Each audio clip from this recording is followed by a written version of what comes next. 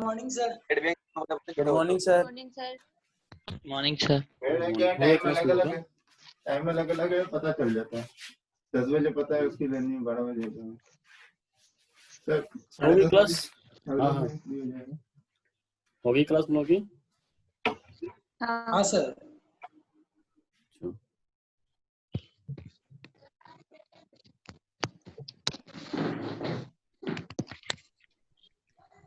अच्छा, अब हम लोग आज से नया यूनिट स्टार्ट कर रहे हैं, ठीक है। आप लोगों ने देखा है क्या पढ़ाया जाएगा? किसी ने देखा है? किसने नहीं देखा है भाई? नहीं देखा है, नहीं बोलोगे तो समझेंगे देख लिया है। नहीं देखा सर। नहीं देखा, देखो अभी।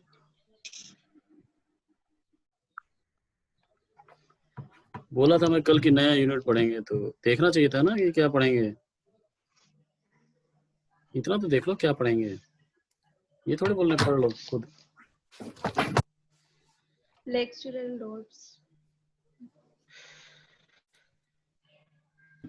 क्या देख रही हो तुम? लेसन प्लान नहीं दिख रहा है क्या? सर मैं तो बुक में देख रही थी।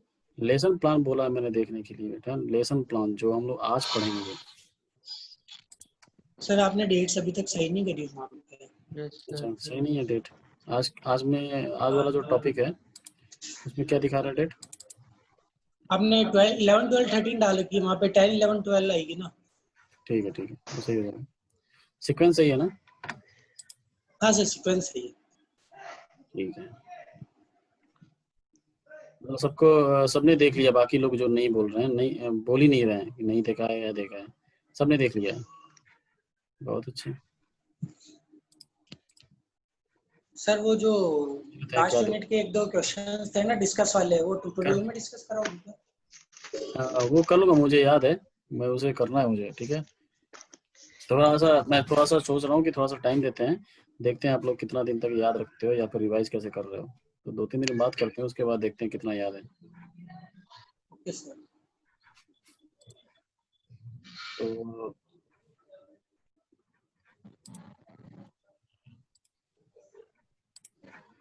स्क्रीन दिख रही है ना मेरी? हाँ सर दिख रही है। Yes sir.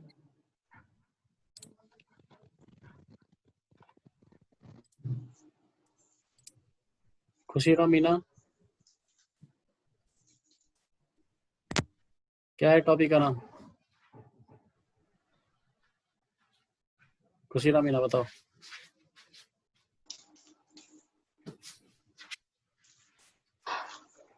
हेलो, ये सुन ही नहीं रहा है। ज्वाइन करके भाग जाना है क्या? हेलो हाँ, तुमको आवाज नहीं आ रही क्या मेरी? सर, बेंडिंग मोमेंट्स और सिंपल बेंडिंग।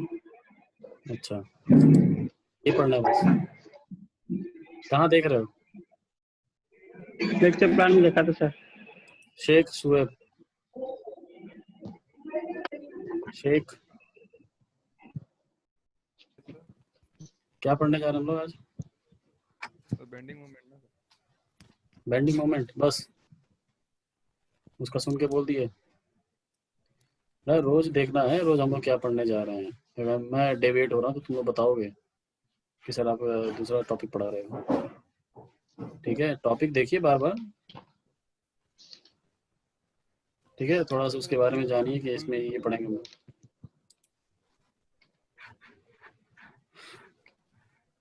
चलो, स्क्रीन दिख रही है मेरी? हाँ सर। Yes sir. पीपीटी की स्क्रीन दिख रही है ना? चलिए स्टार्ट करते हैं। द टॉपिक इज, लिखा होगा आप लोग देखोगे, theory of simple bending and bending moment and shear force. Shear force, ठीक है। तो ये क्यों पढ़ रहे हैं हम लोग? आप लोग देखोगे ये बिल्डिंग दिख रही है, इसमें बिल्डिंग में बहुत सारे वर्टिकल बीम्स हैं, इसको बोलते हैं कॉलम। और जो हॉरिजॉन्टल बीम्स हैं, ऐसी भी लगती हैं हॉरिजॉन्टल बीम्स, ऐसी ये भी बीम लगती हैं, ऐसे आप लोग देखे होगे, ऐसे भी बीम लगती हैं। अगर छत बनाना है तो ऐसा भी बीम होना चाहिए।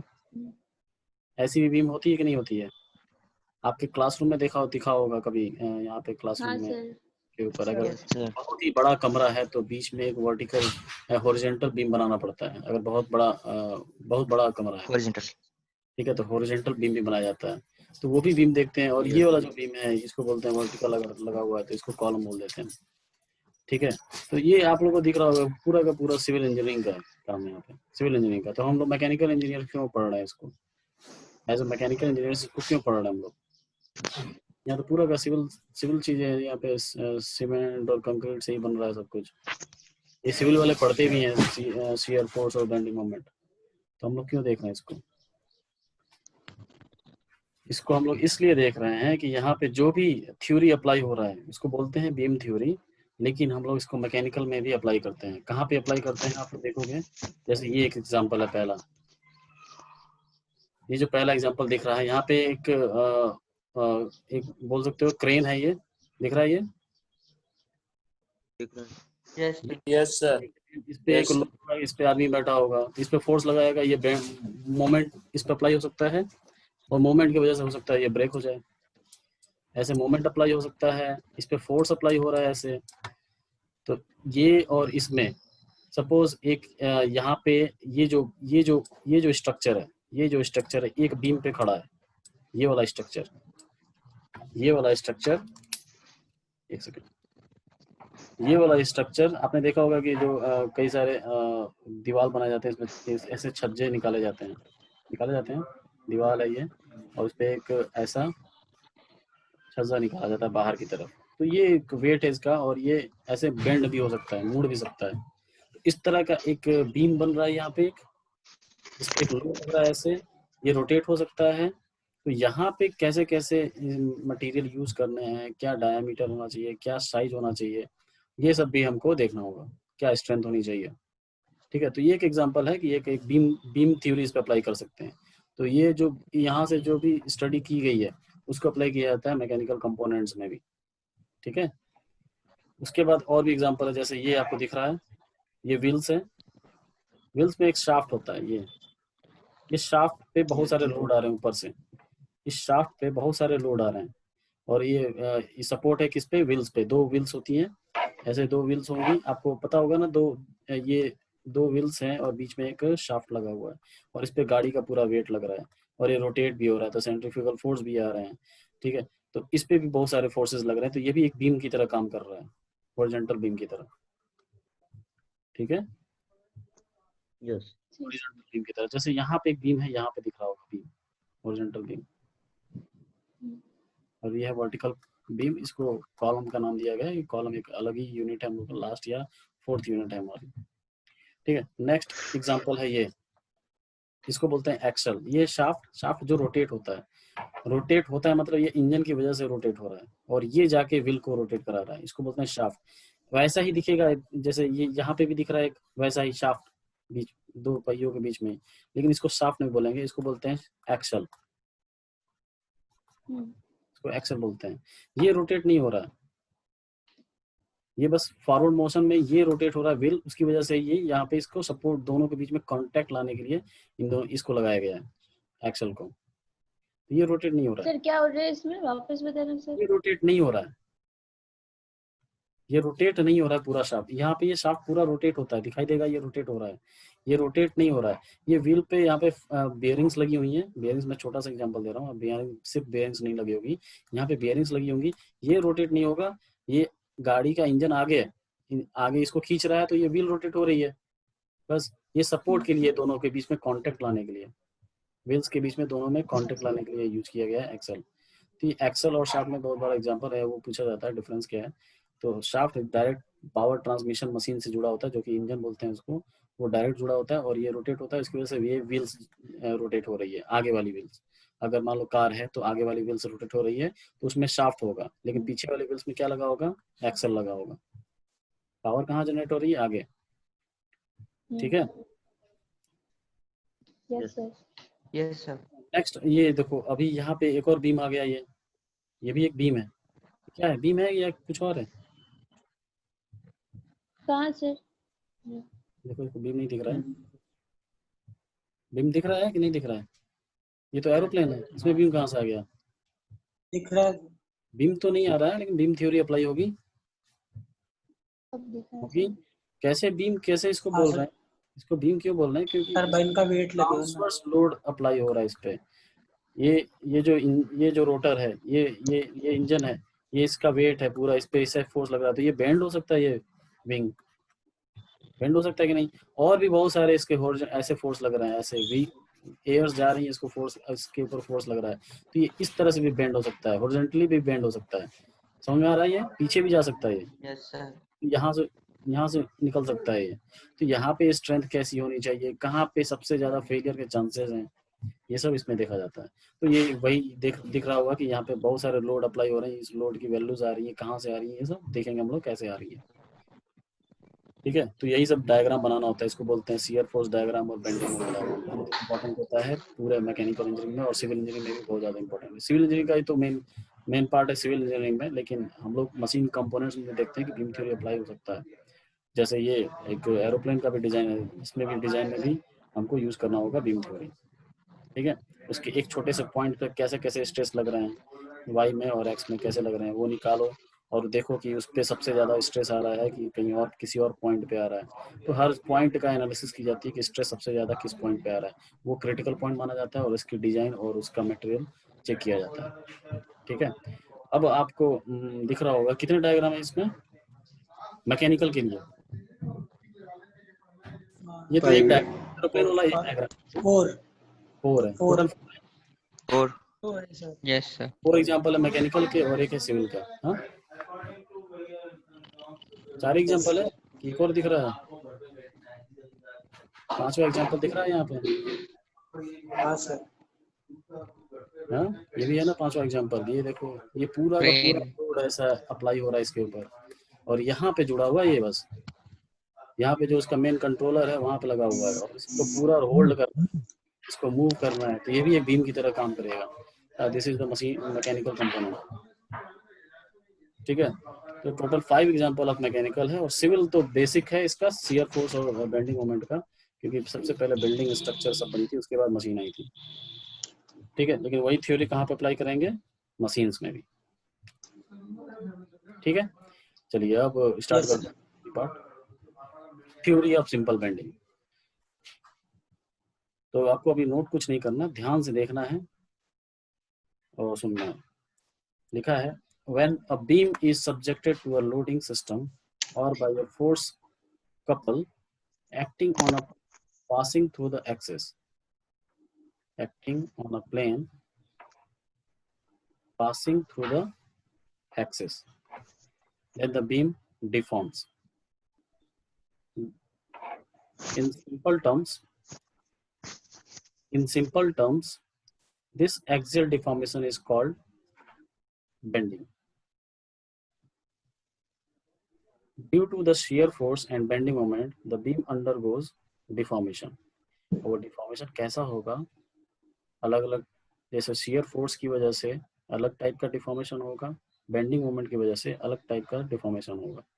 हमने पहले ही लेक्चर में देखा था कि नॉर्मल स्ट्रेस की कैटेगरी में क्या क्या आती है, बेंडिंग स्ट्रेस आती है।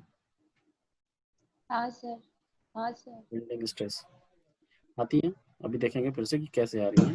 Bending of a beam due to the shear force and bending moment, the beam undergoes deformation. These normal stresses due to bending are called flexural stresses, या फिर bending stress. ठीक है, अब ये दो जो डायग्राम बना हुआ है, इसमें देखेंगे आप लोग कि ये बीम है, इस पे अगर लोड लगाता हूँ मैं, ये इसको कौन से टाइप का बीम बोलते हैं, ये सब हम लोग नेक्स्ट लेक्चर में देखेंगे किस टाइप का बीम है ये, और ये अलग टाइप का बीम है, ये अलग टाइप का बीम है, सबका नाम है, सब नेक्स्ट क्लास में बताऊंगा। अब इसमें एक लोड लग रहा है, तो आप लोग देखोगे ये बेंड हो गया ना, तो बेंड हो गया तो आप देखोगे ऊपर का जो लेयर है ये किस में आ गया है, कंप्रेशन में आया है। ये लग रहा है ना छोटा हो गया होगा और ये बड़ा हो गया होगा। छोटा कब होता है, जब कंप्रेसिव फोर्स लगता है। तो कंप्रेसिव फोर्स लग रहा है अलोंग द कैसे लेंथ के किस डायरेक्शन में छोटी हो रही है, इस डायरेक्शन में।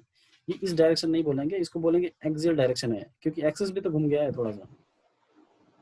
ठीक है, तो इसी डायरेक्शन में है तो इसको लॉन्गिट्यूडनल डायरेक्शन बोलेंगे। इस डायरेक्शन में कोई ऐसा फोर्स होगा जो इसको खींच रहा होगा, या छोटा कर रहा होगा या बड़ा कर रहा होगा, इधर खींच रहा होगा और इधर कंप्रेस कर रहा है, तभी तो लेंथ कम हो रही है। इस लोड को नहीं देखना हमको, ये लोड कैसा लग रहा है, इसका इफेक्ट इसमें कैसा पड़ रहा है, वो वाला लोड देखना है, क्योंकि स्ट्रेस इफेक्ट होता है। स्ट्रेस क्या होता है? इफेक्ट। तो इस वाले डायरेक्शन में स्ट्रेस आ रही होगी जिसकी वजह से लेंथ छोटी हो रही है, और इस डायरेक्शन में लेंथ टेंसाइल स्ट्रेस आ रहा होगा जिसकी वजह से लेंथ बड़ी हो रही है। तो ये टेंशन में होगा और ये कंप्रेशन में। ठीक है, बीच वाली लाइन का क्या होगा? बीच वाली लाइन का क्या होगा? कोई बोलेगा? इसका अच्छा, इसके जस्ट नीचे वाले का क्या होगा? इस वाली लाइन का यहाँ इसका भी लेंथ कम होगा, लेकिन इससे ज्यादा कम नहीं होगा। सबसे ज्यादा कम किसका हुआ है? ऊपर वाली लाइन सबसे कम हुई है, सबसे नीचे वाली का लेंथ सबसे ज्यादा बड़ा है और इसका लेंथ सबसे कम हुआ है। तो बीच में क्या होगा? जीरो होगा। होगा कि नहीं?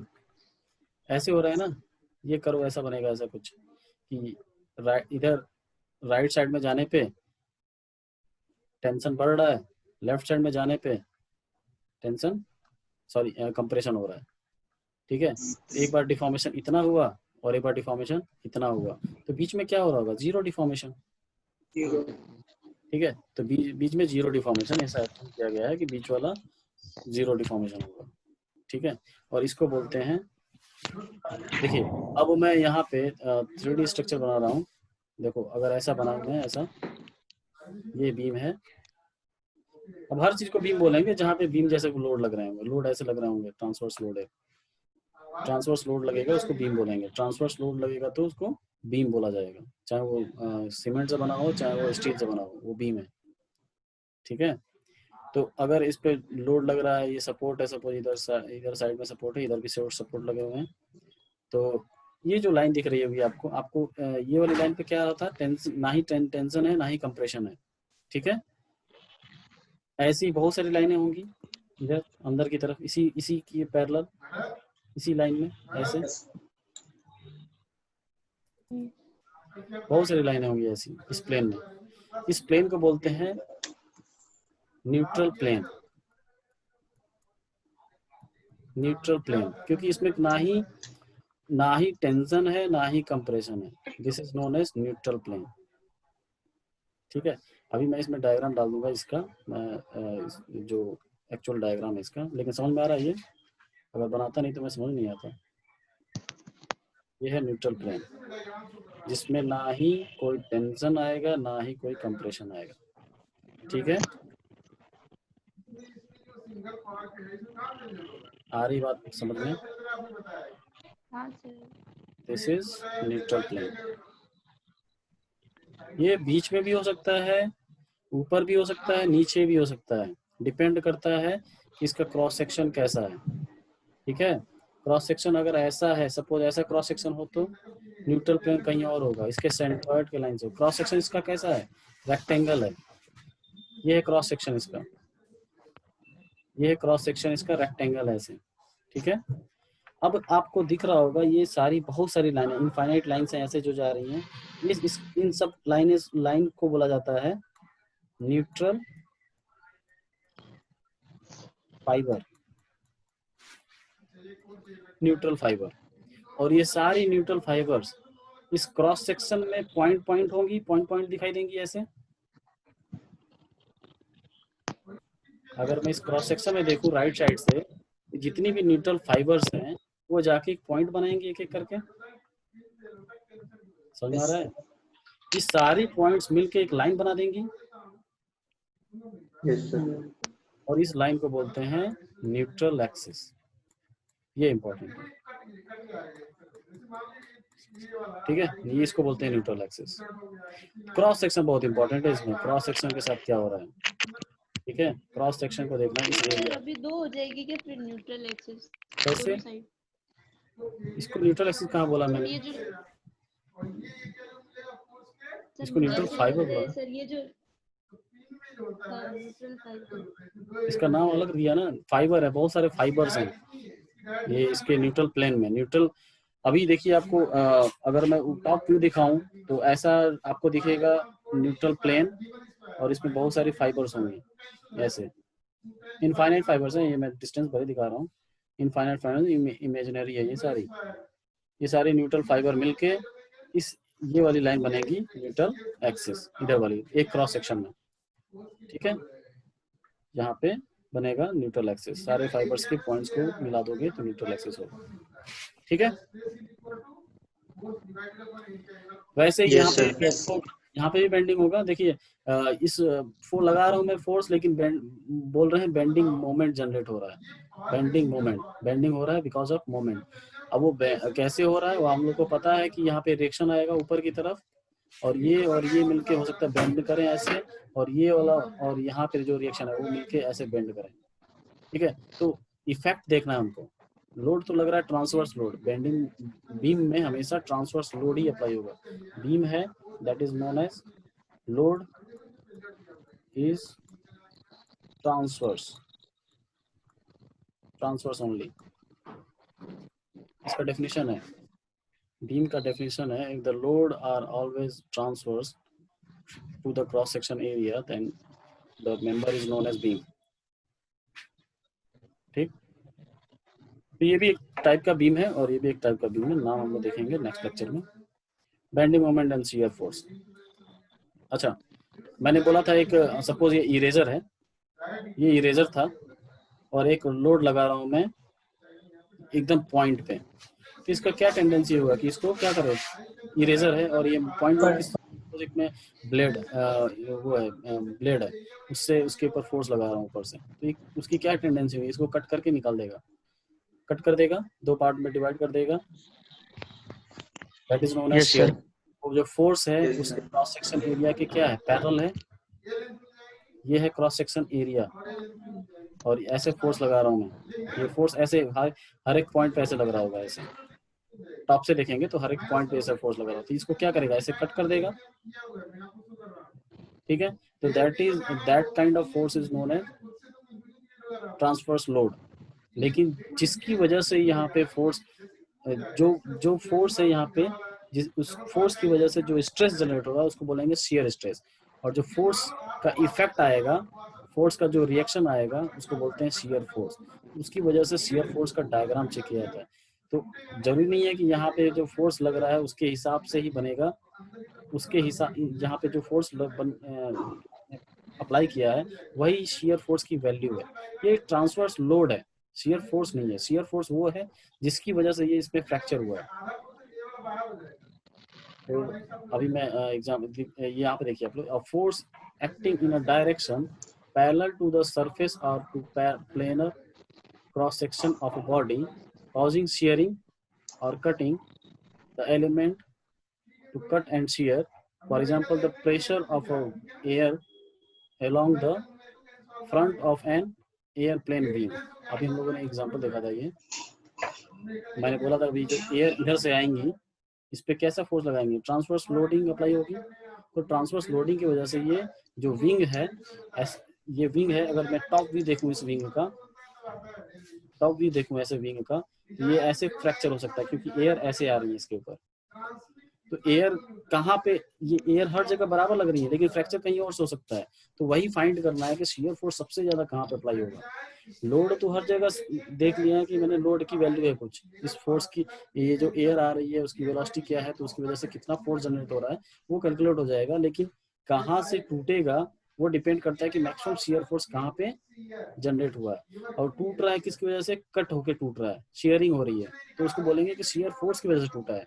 अगर बेंड हो के परमानेंट डिफॉर्मेशन हो जाता है, बेंड हो जाता है, टूटता नहीं है, लेकिन बेंड होने के बाद टूट भी सकता है, तो उसको बोलेंगे बेंडिंग मोमेंट की वजह से टूटा है।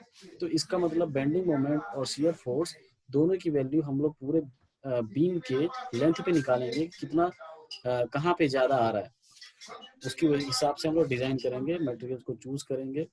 तो इसकी वजह से हम लोग शियर फोर्स डायग्राम और बेंडिंग मोमेंट डायग्राम बनाते हैं, जिसको बोलते हैं एसएफडी और बीएमडी। ठीक है, सर हाँ सर वो उधर से सर की आवाज बहुत आ रही है सर, डिस्टर्ब हो रहे हैं। अच्छा, एक सेकंड।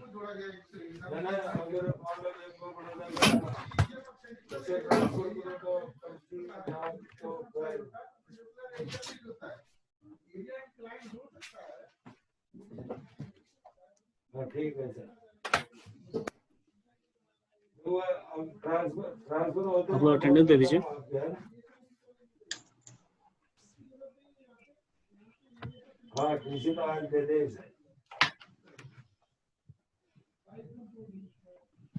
व्हाट्सएप पर भेज देता हूँ कि 29 तारीख बाद में भाई जमा करा दूंगा।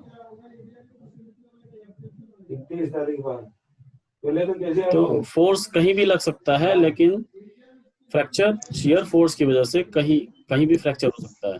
फोर्स कहीं भी लग जाए, बेंडिंग मोमेंट की वजह से बेंड हो सकता है।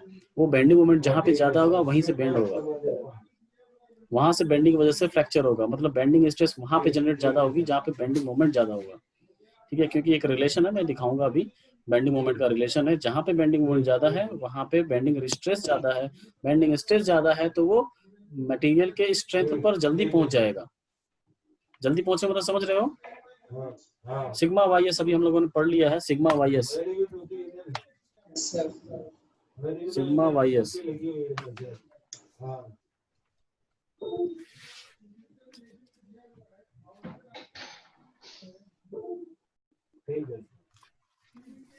एक सेकेंड।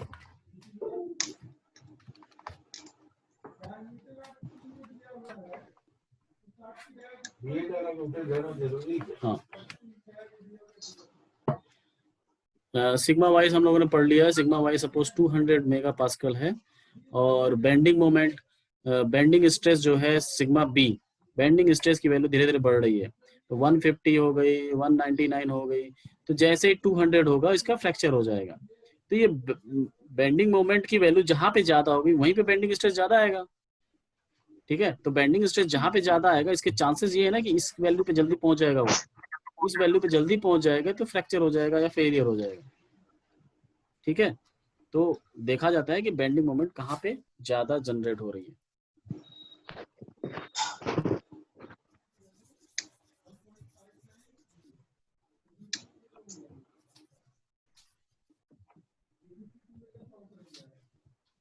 तो ये डायग्राम आपको समझ में आ रहा है कि एक बीम है, इस पे बहुत सारे फोर्सेस लग रहे थे।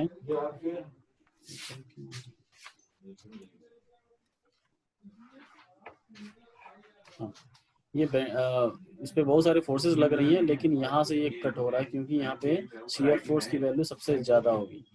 यहाँ पे शियर फोर्स की वैल्यू सबसे ज्यादा होगी, एसएफ की वैल्यू सबसे ज्यादा होगी, मैक्सिमम होगी। तो इसकी वजह से यहाँ पे कट हो रहा है। सिर्फ शियर फोर्स और भी जगह पे जनरेट हो रही होगी, लेकिन यहाँ पे मैक्सिमम है। That's why the fracture is because of shear force is occurring here only. यहाँ पे कट हो रहा है, यहाँ पे शियरिंग हो रही है। Next is bending moment. अब bending moment is the reaction induced in a structure element when an external force or moment is applied to the element causing the element to bend. Element को bend करने में जो cause create हो रहा है because of force apply. Force apply हो रहा है ट्रांसवर्स ही, लेकिन बेंडिंग मोमेंट जनरेट हो रहा है और वो एलिमेंट बेंड हो जा रहा है। तो बेंड हो रहा है बिकॉज ऑफ, मैं बताया था कि ऐसा अगर कोई चीज अप्लाई हो रहा है, ऐसे फोर्स पी अप्लाई हो रहा है, तो ये फोर्स का अगर मैं बताऊं कि इसका बेंडिंग मोमेंट क्या साइन करना है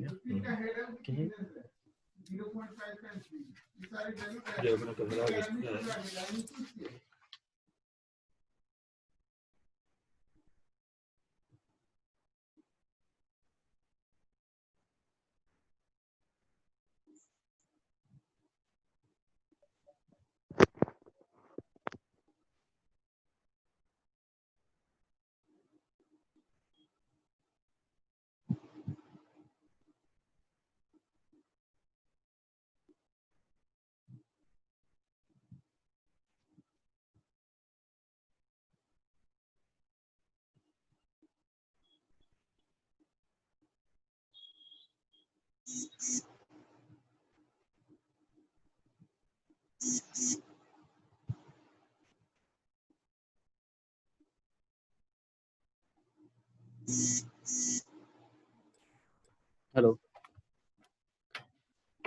हेलो यस सो ये जो भी एक्सटर्नल फोर्स की वजह से कोई मूवमेंट, या एक्सटर्नल फोर्स भी हो सकता है, एक्सटर्नल मूवमेंट भी हो सकता है। तो इसकी वजह से अगर एलिमेंट में बेंडिंग आ रही है तो इसको मानेंगे कि उसमें बेंडिंग मोमेंट जनरेट हुआ होगा, ठीक है। And that moment is known as bending moment. जो मोमेंट जनरेट हो रहा है, जिस मोमेंट की वजह से ये बेंड हो रहा है, उस मोमेंट को बोलेंगे बेंडिंग मोमेंट, ठीक है।